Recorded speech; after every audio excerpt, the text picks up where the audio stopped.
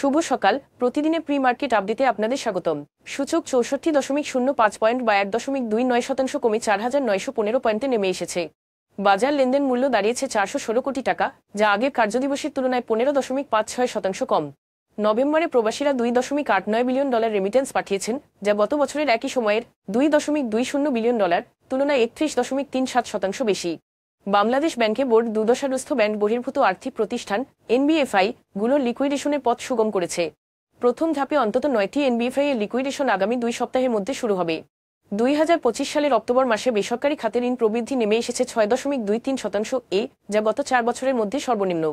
বাংলাদেশ ব্যাংকের তথ্য অনুযায়ী রাজনৈতিক অনিশ্চয়তা ও কঠোর মুদ্রানীতি চাহিদা কমিয়ে দিয়েছে।